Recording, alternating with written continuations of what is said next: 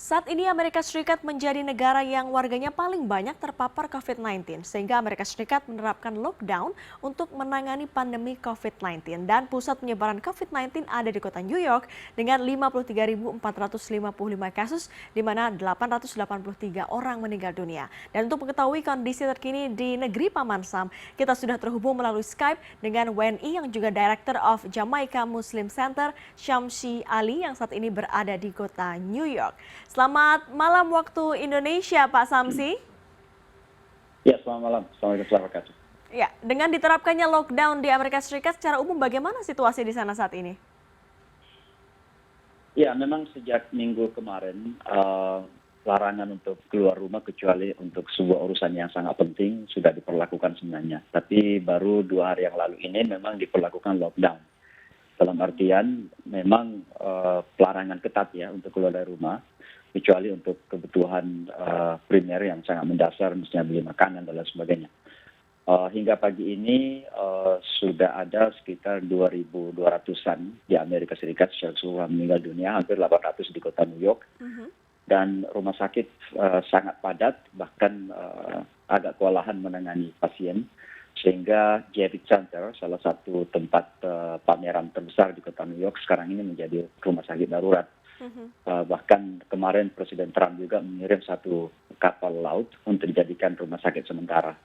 Jadi memang agak krisis di kota New York ini karena menjadi epicentrum. Saya kira Amerika sekarang menjadi negara terbesar dalam hal kasus corona ini.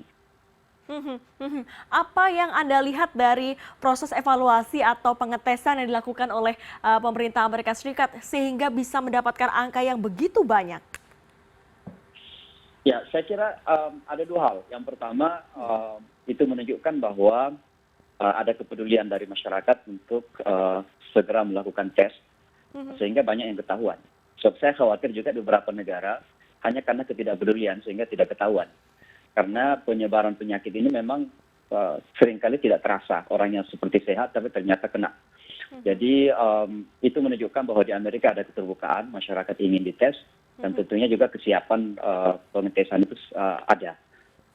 Tapi di satu sisi kita memang menyayangkan juga bahwa sejak awal munculnya kasus ini, pemerintah Amerika dalam hal ini Presiden Donald Trump tidak mengambil serius, sehingga menjadi salah satu poin kritikan dari masyarakat bahwa awalnya Donald Trump menganggap ini barangkali hanya hoax atau barangkali dianggap sebagai politisasi dari Partai Demokrat ketika itu. Tapi ternyata ini sesuatu yang sangat serius dan cukup kewalahan saya kira dalam menangani hal tersebut. Juga menjadi perdebatan umum dalam hal healthcare atau sistem pertahanan kesehatan di Amerika yang sekarang ini kan sedang musim pilpres ya. Sehingga isu ini menjadi isu politik juga di kalangan para politisi di Amerika Serikat. Artinya di sana suasana di kota New York terutama sudah mulai sepi ya Pak. Lantas apakah ada sanksi yang diberikan kepada warga yang tidak taat akan aturan lockdown ini? Karena beberapa video yang sempat viral di media sosial, anak-anak muda masih terus melakukan sosialisasi di luar rumah. Iya, kalau di kota New York memang sejak beberapa hari yang lalu sudah sepi ya. Kota New York itu kan kita kenal sebagai never sleep city ya, kota yang tidak pernah tidur.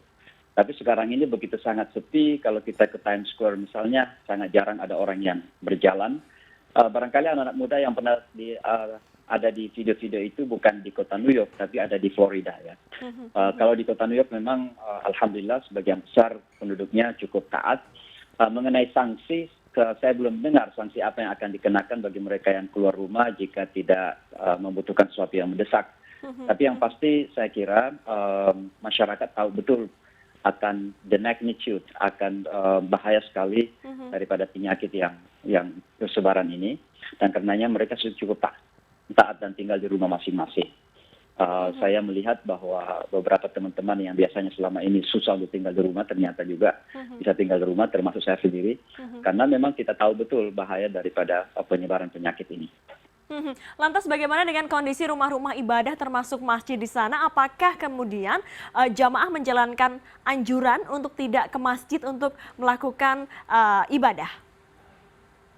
Bahkan sebenarnya sebelum ada lockdown dan sebelum ada anjuran untuk tinggal di rumah-rumah, kami masyarakat Muslim sudah mengambil inisiatif untuk sementara tidak sholat Jumat dan tidak melakukan sholat jamaah.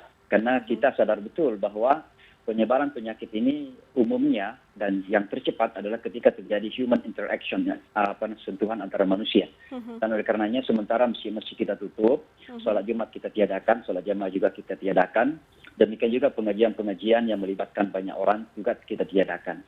Jadi alhamdulillah masyarakat muslim dan masyarakat agama lain juga mentaati aturan tersebut, sehingga kita sepakat bahwa untuk sementara ibadah di rumah-rumah ibadah apa saja ditiadakan di kota New York. Besok hari Senin kami ada pertemuan dengan Community Affairs dari dari kantor wali kota New York untuk membicarakan Ramadan yang akan datang, kemudian hari-hari besar lainnya yang akan datang, bagaimana kita akan masukinya dengan cara aman dari penyebaran penyakit tersebut. Pak Syamsi, ini ada perbedaan nggak Pak?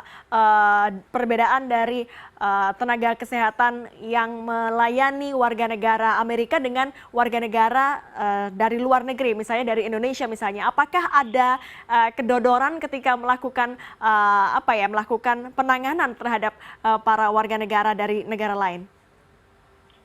Tidak ada demikian di Amerika. Di Amerika itu kalau ada yang emergensi maka tidak akan ditanya status kamu apa. Apakah kamu legal di Amerika atau tidak legal di Amerika, semua akan ditangani. Itulah kemanusiaan yang ada di Amerika saya kira. Apalagi kalau memang dilihat dari latar belakang negaranya saja, itu tidak akan ditanyakan. Semua manusia di Amerika itu akan mendapatkan pelayanan yang sama. Jadi saya kira kita tidak perlu khawatir. Juga pada teman-teman yang merasa tidak legal di Amerika Serikat, kalau ada indikasi, ada simptom, langsung saja ke rumah sakit karena itu tidak akan ditanya. Biasanya di Amerika itu akan ditanya apakah kamu kemampuan ada jaminan kesehatan atau tidak, itu setelah selesai penanganan. Jadi tidak akan ditanya dulu kamu punya duit, kamu ada jaminan kesehatan, atau kamu latar belakangnya apa, status visa kamu apa, tidak akan ditanya di Amerika. Semua akan ditangani secara merata dan equal ya di Amerika Serikat. Kalau Pak Syamsi sendiri melakukan komunikasi yang intens nggak Pak dengan teman-teman WNI yang ada di sana? Bagaimana kemudian koordinasi juga dengan KBRI yang ada di New York? Ya, saya kira perwakilan semua mengambil tanggung jawab ya, mengingatkan masyarakat kita untuk berhati-hati, dan kita juga di masyarakat saling komunikasi untuk saling mengingatkan. Pagi ini saya baru mendapat berita ada satu WNI kita di kota New York meninggal karena corona. Beliau di bisnis limousine dan istrinya alhamdulillah tidak kena, tapi suaminya meninggal pagi ini atau tadi malam. Kita melakukan koordinasi dengan tokoh-tokoh agama juga, demikian juga tokoh-tokoh masyarakat, dan tentunya perwakilan Indonesia yang ada di Amerika, baik di KBRI maupun di KJRI, melakukan tugas yang sama untuk senantiasa mengingatkan masyarakat kita agar berhati-hati. Baik, terima kasih perbincangannya malam hari ini Bapak Syamsi Ali, warga negara Indonesia yang juga sebagai Director of Jamaica Muslim Center yang berada di New York. Semoga Anda selalu sehat.